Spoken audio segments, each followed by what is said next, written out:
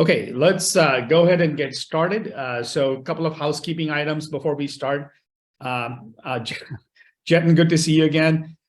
We will start the conversation as we usually do with questions with Madelyn that I'll bring up. As we're going through this, as it sparks thoughts for you, please raise your questions throughout. We'll bring that up to her and have her respond. My guest today is Madelyn DePrey, Senior Director of Customer Success at Aircall. We're going to talk about how do we pivot our CS strategy, in particular in the light of an expected slowdown in the economy. We're seeing a lot of layoffs in the big tech industry, and it has a huge impact in the way that companies operate, in the way that CS teams operate. It's changing expectations for what is expected of a CS team. And Madelyn's been around the block a few times, so particularly in a CS capacity. So I'll let her introduce herself. Madelyn, tell us a little bit about yourself, what you do. Thanks, Asim. Hi, everyone. A pleasure to be here. I'm calling in from a busy New York City office. It's end of month, so we're getting some new deals in, which is exciting. Yes, I'm very excited to be here. Really interested in everything Immersa is doing, but a little bit about myself. I head up customer success and onboarding for Aircall's North American region. Prior to my time at Aircall, most of my career has actually been spent in hospitality. From my very first job, where I played SpongeBob at a Nickelodeon theme park. So believe it or not, I actually wore a giant yellow costume and I danced around entertaining customers, to hotel management, to building a customer success function from scratch at a B2B hospitality tech company. And all of these experiences have made me extremely passionate about all things customer experience. And that's a big reason why I joined Aircall about a year and a half ago. And for those of you who are new to Aircall, we're cloud-based phone technology. So we are the voice that plugs into many of the business tools you already use. We integrate with many CRMs, help desks, et cetera. And we play really strongly in kind of the SMB to mid-market space. So we pride ourselves on being a powerful tool that makes the little guy act like a big company, because we're a pretty robust phone system. And I'm really excited to be here today. So thanks for the opportunity. Madelyn, it's a pleasure. Thank you for that introduction. So Aircall started out of Paris and has grown worldwide, and particularly in the US. Tell us a little bit more about, our target audience is very similar to yours in terms of the ICP that we work with, which is SaaS companies, typically B2B, typically mid-market companies. What's the value proposition of Aircall for some of these customers? And you may find people might be interested in learning more about Aircall, reach out to you afterwards. Sure. So as mentioned, a lot of my background's in hospitality, and I'm a firm believer that in order to have that excellent level of customer service and ability to really be a great salesperson, voice is important. So picking up the phone and having a conversations with your customers is critical. So that's just what Aircall does. We're a phone tool. Our ICP is largely your support teams and your sales teams. And while we play really well with a lot of tech companies, we're industry agnostic. So we have companies that are in manufacturing and logistics. We have very small mom and pop shops and everything in between, healthcare, the list goes on. And we really drive efficiencies and helping you close more deals and better support your customers at scale.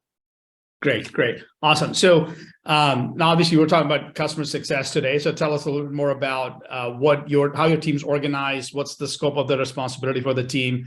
And we'll go from there, maybe dig a little bit deeper into some of the different aspects of how the recent pivot that you've gone through with your team as well. Great. Yeah. So as you did mention, we are a Paris-based company. We were about 2 years later to market in our MIA region. And so we are really expanding in the North American market, where I oversee customer success and onboarding for North America. We handle everything post-sales. So I've got a dedicated onboarding team that handles really that ability to get a client onto the phone system. There's a lot of aspects that go into that, moving phone numbers, setting up your call tree, et cetera, offering that kind of support to get clients set up for success. And then I've got a CSM team that does manage everything commercial post-sales. So they own upsell, renewal, expansion, and of course, adoption, driving behavior, value proposition, escalating any challenges, and helping to drive updates on our always enhancing product, et cetera.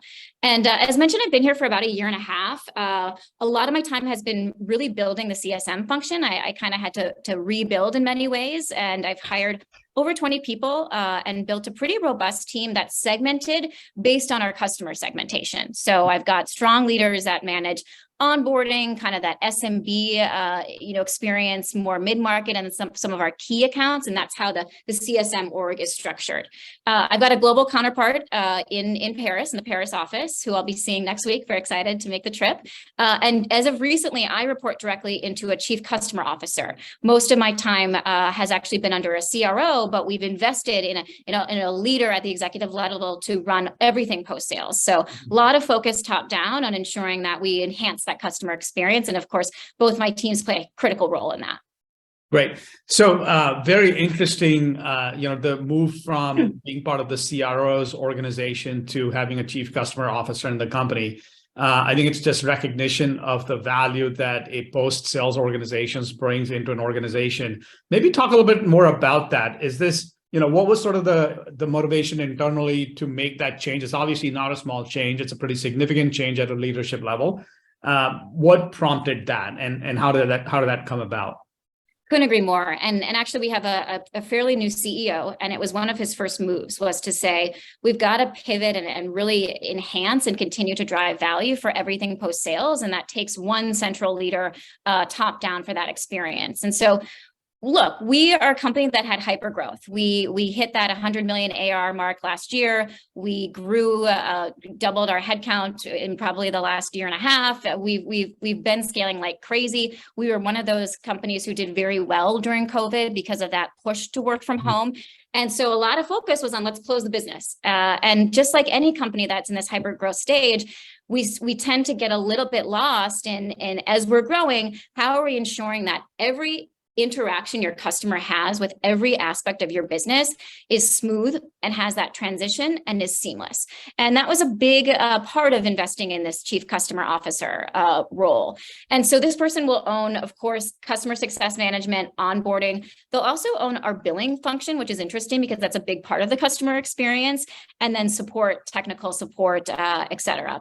So a very excited move, and it says a lot about where we're focusing as a business to continue to enhance that as our customers become more and more tenured on our products. Yeah. So now this, of course, leads to the obvious next question, which is the relationship between pre-sales and post-sales. So, how does your team engage with the sales organization? And what's changed in the context of this new organizational structure? Great question. And I will say it is top of mind in this transition that we're not going to be counterparts. My regional sales leader, we're not going to both be reporting into CRO. And so It's really important that while we're separate functions now, we are continuously driving those synergies. And I will say throughout my career, I've learned that investing in having that synergy with your pre-sales leader is absolutely critical. In fact, one of my best friends and now mentors is a seasoned sales leader, and we were counterparts in a previous role. And there was a time where we did not see eye to eye, and it was quite difficult. And I was very much living in kind of that victim mode where the sales team is doing this to my team, or we have a lot of animosity. These deals are coming in, and there's nothing in my control, and they're setting me up to not be successful. And when I started to take a step back and take the time to truly understand, how are we building pipeline? How are we managing that pipeline? Where are the challenges? Where are the blockers? Where are there a lot of ways that my team could actually drive new sales more, customer stories, referrals? How can we build that function? It not only made me a better revenue driving leader, but it made me truly empathetic and truly strengthen that relationship with that sales team. Mm-hmm. And so today here at Aircall, with this transition, it's very top of mind. And the moment I sniff any sort of animosity or kind of that he said, she said mentality, I'm quick to squash it because I just have no tolerance for that. It's toxic and it spreads like wildfire. And it's really important that we treat each other as one function, because at the end of the day, your customer will absolutely feel it if there are silos. And a couple interesting things we do here at Aircall is the sales team, which sit right across from my team. So we hear them on demo. We have a luxury of still being in the office. Some of us are distributed, but many of us are here in the office. So we hear each other on demos. We walk across and we chat with each other. We have a pretty robust deal desk function where we can kind of bring in deals that might have use cases that blur the lines of our ICP, and my leaders have a chance to kind of discuss that and identify what would work or what might just not work. But also the sales team is responsible for any revenue that expands or contracts or churns for the first 3 months of a deal, which is really unique. And I was really excited about when I joined Aircall, that was already here in place. And so if a deal comes in and say they double their user seat count within the first 3 months, awesome. The person who brought in the deal, the account executive, gets credit for that. It goes towards their quota. At the same time, if that deal churns or they contract, they shrink their user account, that also hits that account executive's book. And the value of that is there's a real sense of accountability and for bringing in customers that fit that ICP. And of course, many salespeople who might hear that might be like, oh my gosh, that's so stressful. But it's actually really, really valuable because there is that accountability piece, and it helps us better vet deals and be accountable for the deals that we bring in. And my team, of course, then takes it from there, and it's created a good kind of pass on and smooths that customer experience. That's brilliant. I mean, I heard a lot of empathy for the sales process and what they have to live through to enable a deal to come through. And then this sort of shared responsibility with sales for the first 3 months to where upsells and downsells become part of their comp plan. Why 3 months, Madelyn? Is there something interesting about that time frame in the context of your business? Yeah, great question. I think the first 30 days are usually pretty heavy in sort of just setting them up on the system. As mentioned, because we're a phone system, they may be moving phone numbers from a different product to our product. They might be setting up the way that they're going to answer the phone and doing training with their team. So the first 30 days it's kind of a wash of setup. And then that next 60-day period is really that adoption piece. So the CSM team typically is very involved at that point. But if anything goes wrong or if expectations were not aligned, we do bring the seller back in. And there is that accountability because it's such a critical part of the customer journey is getting them adopted onto the system itself. And this is the period when the customer is going through an onboarding process as well with support from your organization. Is that right? Exactly. Yep. Both the onboarding specialist and the CSM are heavily involved in that. Yeah. And how do you distinguish between the onboarding part of the process and the adoption cycle of the customer's journey? Like what's the difference between those two, and what are some of the things that your team does differently? Great question. It's actually been a big focus of ours over the last several months because we wanted to really better define that adoption process and make that a critical metric beyond just did they grow or contract in that kind of first really several months of their usage on our system. But to your point on that onboarding phase, it depends on the customer segment. So as we go kind of down market and we're a little bit more of a tech touch function, there's a kind of a quicker graduation. They get what they need. We have some automation to understand what activities they are doing in the product. Have they set up an integration? Have they made calls? Have they actually ported over numbers if that was part of what they needed to do? As we kind of go up market to more of our key larger accounts, it's much more project management heavy. And so there's a period in onboarding, we don't want to rush that. So there might need to be an onboarding specialist involved for a good deal of time if they're moving several team members, if there's a unique use case, if there's any sort of solutions engineer work, professional services that has to happen. It really varies, and we want to make that kind of as catered as we can to that end customer experience before we then do a real official kind of handoff to that CSM, even though the CSM might have already been involved. But to your question on kind of that adoption piece, we're starting to layer that in earlier and earlier to understand what's happening, what meaningful things are they doing in the system as soon as possible to get them engaged, because that's that honeymoon period of I'm happy on the product, what am I doing on the product, so that we can kind of have that layered into how successful was that onboarding experience. Got it. Now, let's take this a little bit further into the customer journey. So first 3 months, onboarding, adoption, working jointly with your sales counterparts to make sure everything goes smoothly.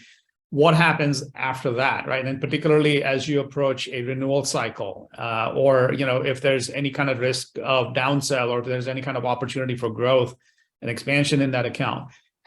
Take us a little bit more deeper into that part of the process, and what does that connection to sales look like in that scenario?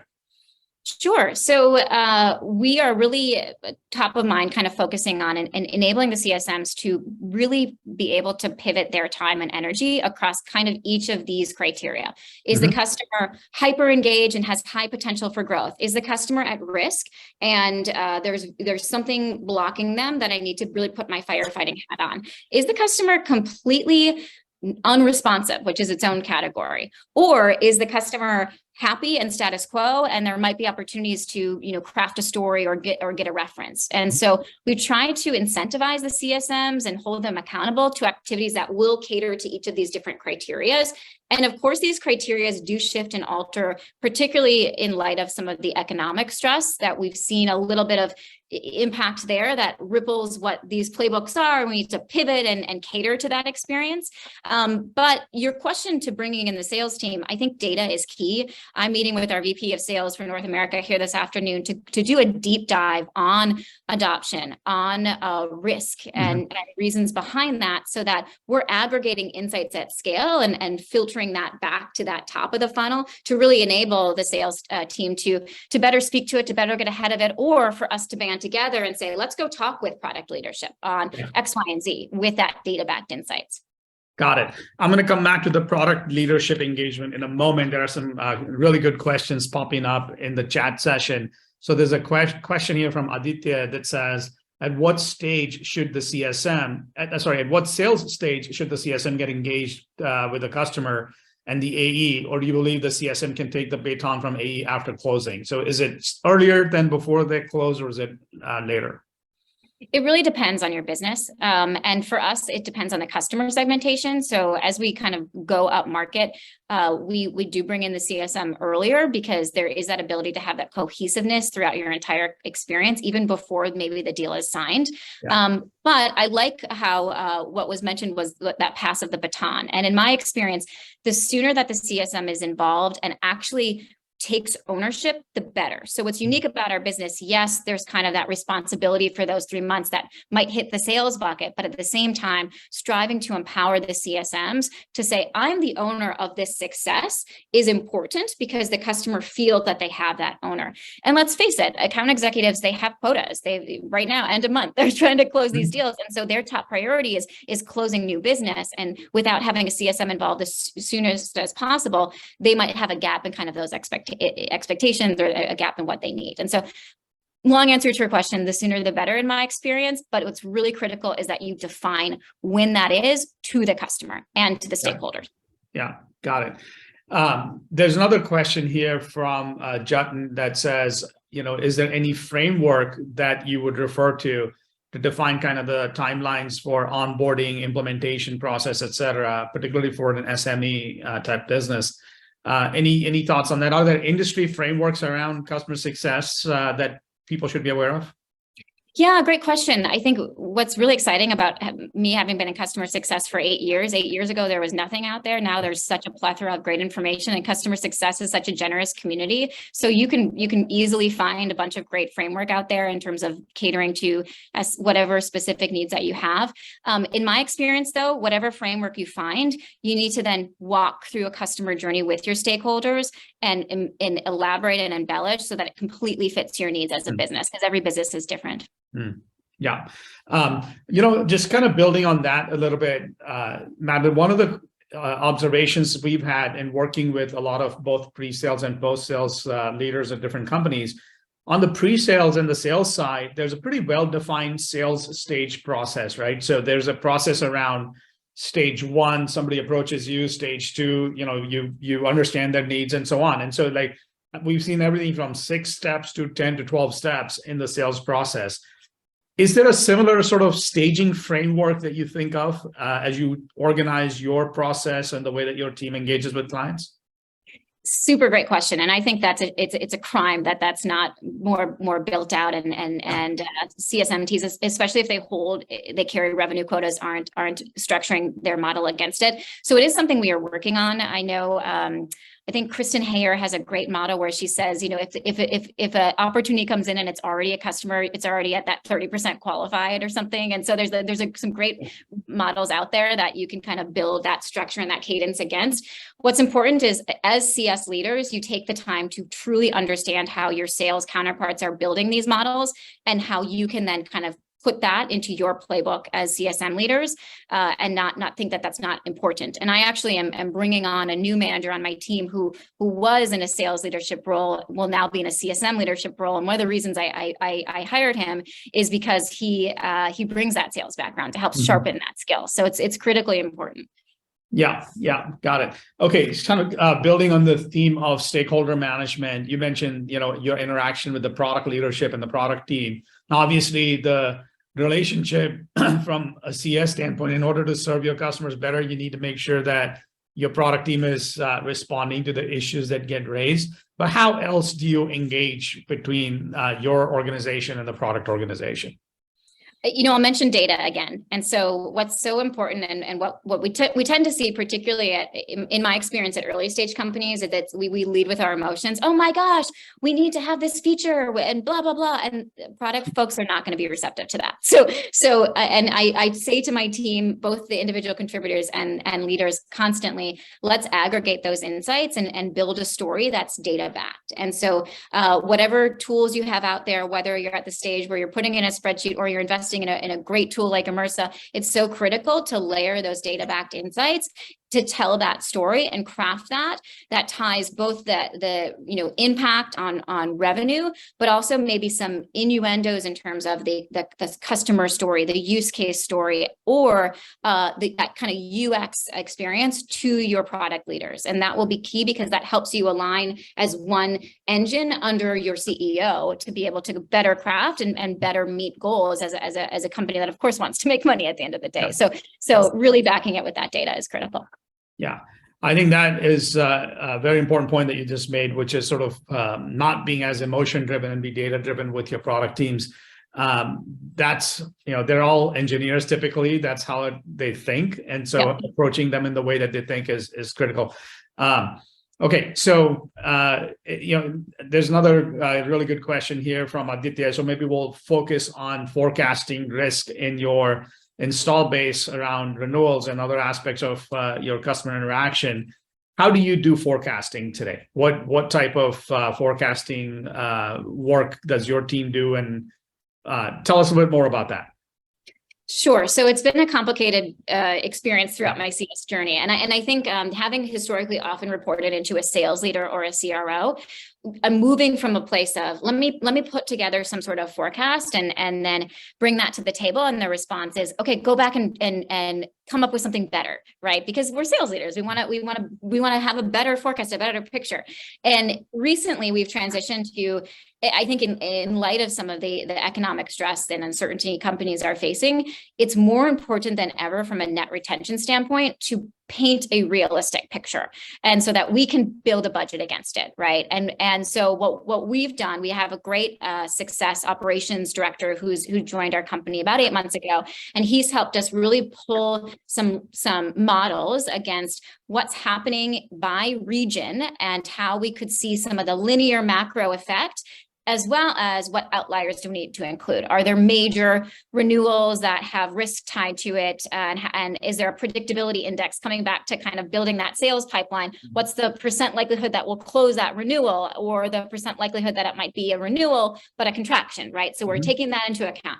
We're taking into account known churns, also known opportunities. If we know that we have a lot of customers in the retail space, for example, if we know that there's a lot of seasonal hiring that happens during the holidays, we can predict against that. So we're getting better and better and sharper in that, combining both kind of a linear model based on macro trends, but also taking into account those outliers. And so I would say as a CS leader, you might not have all these resources I've just mentioned or an operations person. What's important is to get really, really good at holding your teams accountable to being able to predict risk.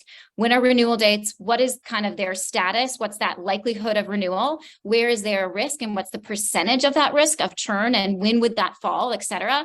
And kind of sharpening all of those abilities so that you can paint as realistic picture as possible, and then bring that to the table and then create kind of a mitigation plan. So I'm going to maybe double click this a little bit, because this is a really interesting, fascinating topic to me. I've been on the sales side of large organizations in my previous roles for quite some time. And the amount of investment that goes into, forecasting and sales staging and data-driven sort of forecasts and understanding the stages of the pipeline and what's the likelihood of conversion and so on. Why is it that kind of discipline hasn't found its way, broadly speaking, on the customer success side? Like, I do meet some CS ops people that support organizations like yours, but there are nowhere as many of those as there are, say, sales ops people or even marketing ops people that are trying to stitch together these different data views and trying to understand what the forecast is going to look like. So just any insights on that, and as far as why this segment of the business is where it is today relative to some of the others? It's a great question. I think it comes down to maturity. I mean, I mentioned eight years ago, I didn't know what customer success was, and I was given that title, and there was no one in the space that could be a mentor. And look how far we've come. I mean, look at the number of chief customer officers that exist nowadays, right? And so I think that maturity goes very well in terms of getting better at that. And to be honest with you, I think when we have events like a pandemic, or we have, some impacts of economic uncertainty, that net retention predictability is more and more critical. And so I think we're going to continue, unfortunately, take some of these downturns and when things aren't great, to invest in those resources and those tools and those models, because it's so critical to that recurring revenue model. Got it.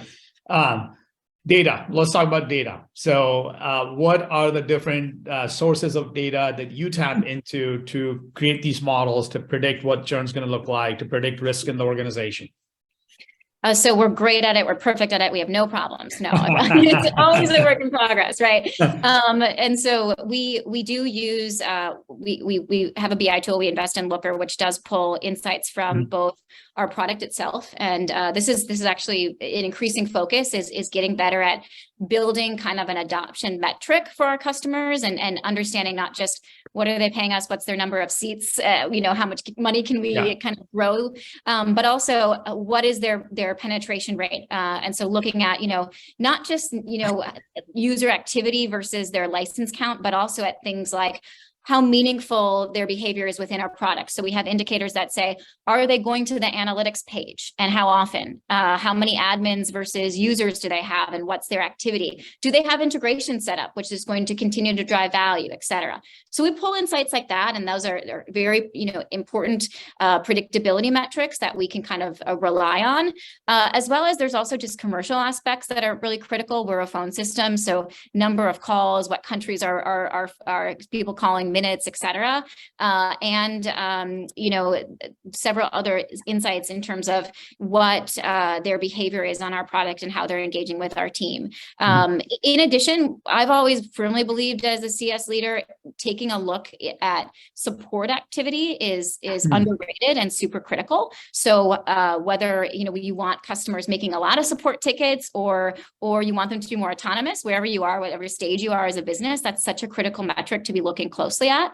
And of course, just their engagement with your CRMs directly, with CSMs directly. So those are some of the data points that we look at, and of course, there's many more. And the more armed you are, and the more you can kind of pull data stories together, the better. I will mention as well, from a product perspective, we do use a tool called Harvester, which is a tool that helps you capitalize on feature requests that the product team closely looks at, and we can build roadmaps against. And so kind of tying those insights from a feature standpoint is very important.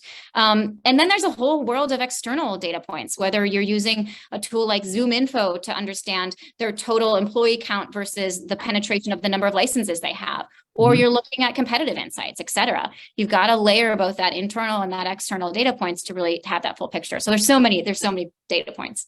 Yeah. Yeah. So I think this is very helpful. Now, obviously, like maybe touch a little bit on the technology side of things, because you, as an organization, you're fairly mature in bringing data together from a variety of different data sources. You mentioned Looker as one of the tools that you use today.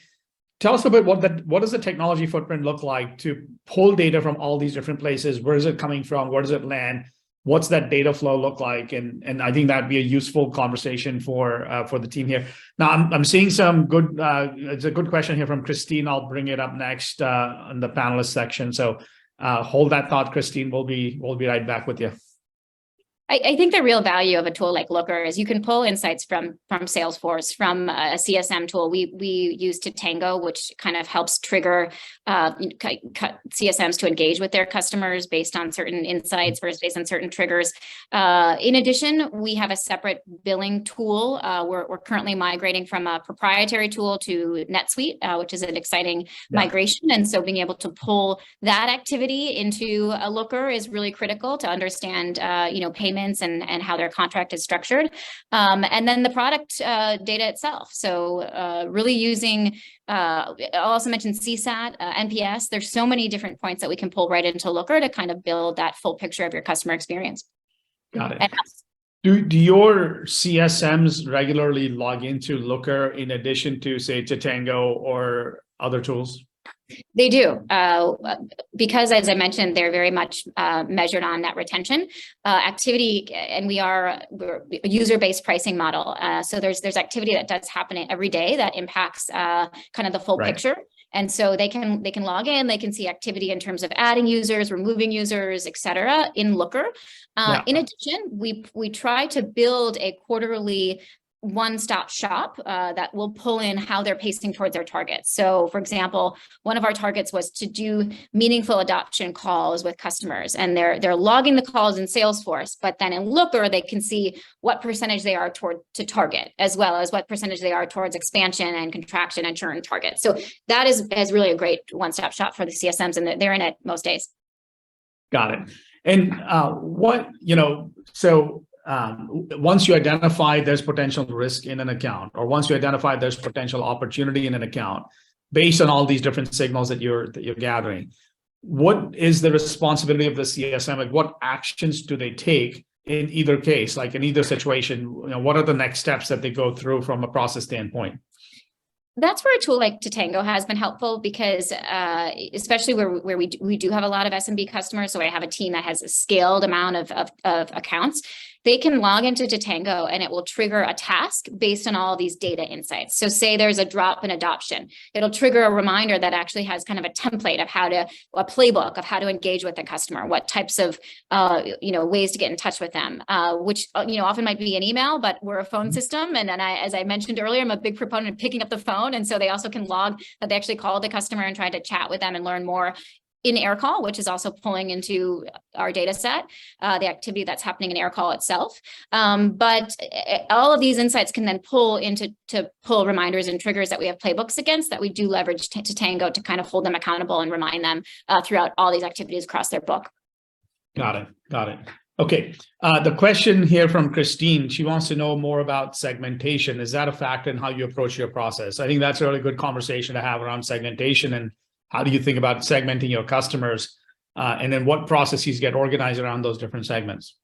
Absolutely great question, and something we're really strengthening here at Aircall, and I've had the privilege of doing throughout my career. And so what I've tended to see is that when you join a company early and you kind of go through that early stage and you have that hyper growth, is you tend to be super high touch. And it's hard to move away from that super high touch model, providing that kind of white glove approach where the CEO might have the cell phone number of a customer, right? To be much more scalable and to do things through automations, through triggers, through data insights. And so that's totally a work in progress. And so it's important that you start to get ahead of that and you identify meaningful but achievable targets to transition away from being so everything at once high touch to actually creating those automations and creating that way to engage with your customers that might be at a smaller segment at scale. So segment is really critical. And then on the flip side, if you're growing your enterprise business, investing in a key accounts team and figuring out what that customer journey looks like and catering that accordingly.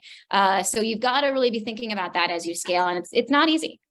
Yeah. So is the primary sort of segment that you create is based on the size of the customer or the scale of the relationship with you? Like, how do you do segmentation in your own context? Yeah, great question. So historically, it's been based on their monthly recurring revenue. So even I'll mention Walmart's a customer, but we don't have all of Walmart, of course. So, it's really what is their support team that's using our system, how big is that account? And then how do we kind of cater to their needs accordingly? One of the ways that we're looking to pivot more is to focus more on company size. So if there is a lot of potential to grow, is we cater to their needs based on their full employee size and not necessarily just on what they're paying us. So you can kind of give that personal experience based on the company itself.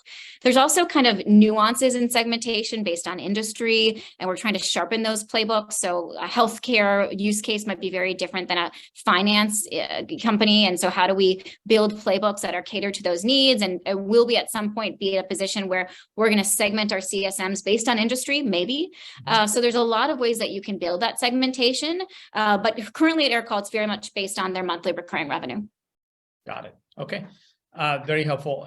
There's a follow-up question here from Jatin about retention goals. How do you set retention goals in a user-based pricing model? And which team is responsible for retention goals? That is one of the areas we've had to pivot as we've felt kind of the economic impact. And so, speaking of goals and speaking of targets, I'll kind of sidestep there. I'm a firm believer that CSM should be held to a mix of qualitative and quantitative targets. So, of course, net retention is our goal, and that's a big part of why we exist. But at the same time, there's meaningful leading indicators and leading activities that will actually build that net retention longer term that we want to incentivize the team against on a quarterly basis. And so here at Aircall, when I started the company about a year and a half ago, it was solely based on net retention, which is a combination of expansion, contraction. I can remove users and contract and churn. And so when you think about those three levels, there's a lot of things that could go sideways that could blow out that target. And so it felt a little demoralizing if there was a bad quarter, or maybe I have a segment of customers that are more hit by some of the economic impact than others. It can feel demoralizing. So some of the ways we've pivoted is, one, we've built the model so that there is a more qualitative aspect to the targets. They're having these meaningful adoption calls, which we're going to tie to kind of adoption behaviors in the product. And that's something we wanted the CSMs to do. We wanted to empower them to be much more value proposition driven and bring that to their customers. But then the other thing that we've done is we've split their net retention target to be an expansion target and a combo of contraction and churn. So if I'm having a quarter where I've got one big rock of a customer that unfortunately went bankrupt, and that's out of my control, but they're churning. Yeah. That blows out my contraction target and my churn target, but I can still make my expansion target. I can go find an opportunity and close it, and I'm not giving up on myself mid-quarter. And so kind of mixing that and catering that and layering in kind of the complexities of your business while still tying it, of course, to net retention is what I have found most motivating for CSMs. Yeah, this is super helpful, very well thought out, I would say, in terms of, and it's an experiment all the time, right? You're constantly iterating to figure out what's going to work and keep adjusting as the business grows. There's a great question here from Janelle. She's asking have you considered using offshore resources in order to scale during growth periods? So how does that work from a customer success standpoint? I mean, I know in product engineering, that's not uncommon at all. But in a CS role where you're looking for people who can interact with customers directly, is this an option? I've had great success with that throughout my career. In my previous role, we did a lot in the Philippines, particularly for our more scaled accounts. So our accounts that were at a lower monthly rate, but still had kind of more of a reactive inbound nature of engagement. We did very well with some teams offshore. Here at Aircall, not today. What you have to be very considerate of is the security point, especially as a company. We're going to go public at some point, and so it's important that whatever access advice we give is vetted. And so you want to absolutely invest offshore. There's a lot of benefits there, but you got to really think about your tech structure and your security and build that infrastructure and have the support to do that before you make that decision. But I've definitely had success with it throughout my career. Great. Okay, very cool. I think, in terms of, I'll pause to see if there's any other questions from the audience that you'd like to raise. But as we're kind of approaching the last few minutes here, Madelyn, you've obviously made that transition into customer success. I'm curious more about your personal journey. Why did you choose to kind of go in this direction? Thank you for asking. So as mentioned, I didn't know what customer success was when I got a role. So I was working here in New York in hotel management, and I met someone that was building a product for hotels. And that was a really exciting opportunity because I was their customer, and to make that transition to be their first customer success hire and figure out how to build that customer success post-sales experience and be the person that talks to all the hotels was my great entry into this industry. It's gotten to be more of a household name, and it's certainly gotten harder, but I've had the privilege of having great mentors, and it's important that I give back in that. So happy to engage with anybody looking to break into the industry. It's a very rewarding industry and a very generous community. So I think that if you have those skills, I think especially hospitality. I've also had success hiring former teachers, because there's that training piece, and so there's a lot you can bring to a customer success role with a whole diverse background. Awesome. There's obviously, we come across a number of folks who've been recently impacted by the layoffs in the industry. What's your advice to someone who's considering moving into a CS role, has been recently impacted, was previously in a CS role, recently impacted, wanting to find another opportunity today? What advice would you have for folks in that situation this year? Well, first, take a second to grieve, because having a layoff is not easy, and it's important that you acknowledge that. Second, there's a wealth of great folks out there in the industry. Reach out to them. Don't be afraid. Connect with them on LinkedIn and just ask those open-ended questions. Learn more about the business. Do your research. But also think about how you interact with products yourself. I myself had a washing machine issue this past weekend, and I was on call with a company I won't mention, and it was a frustrating support experience, and it motivated me to come back to work and figure out how can we continuously enhance our customer experience and help companies do the same with a tool like Aircall. So think about how you interact with products every day, and how you could kind of be that person that can support your clients just like you in being successful on a product. And don't be shy. Reach out and do your research. Thank you. That's great advice. And actually just reminds me of an incident where at a previous company, a big company that I was a part of, to illustrate the point of how hard it can be sometimes for your customers to engage with you, they took a few of the executives offsite and said, now call this 800 number and try to get help. But you can't tell them who you are, because obviously that changes the dynamic when they approach you. And it just lights up for you exactly what the navigation path that the customers have to take to get through to the right person to get their questions answered. But I think, look, we'll close out on that note. I think this has been one of the best sessions we've had by far. From I would say from SpongeBob to hospitality to customer success, it's quite the journey, and it's very inspiring for anybody listening. And what's a good way, Madelyn, if somebody wants to reach out to you, has any questions about career advice or Aircall or just mentorship, what's a good way for them to reach out to you? Find me on LinkedIn. First name, last name, Madelyn DePrey. Always happy to engage on LinkedIn. It might take me a few days to respond, but I love chatting with people wanting to break into the industry, or happy to tell you all about Aircall. But LinkedIn's a great place. Thank you so much for the opportunity. Thank you. And for anybody watching today or watching afterwards, from an Immersa standpoint, we are always looking to engage with folks who want to talk about customer success, how to use data to drive customer success. So if you have any thoughts on that, you can find me on LinkedIn as well, or at asim@immersa.co. Madelyn, thank you so much, and really appreciate your time today. Thanks, Asim. Thanks, everyone. Have a great day. Thanks, everyone. Bye.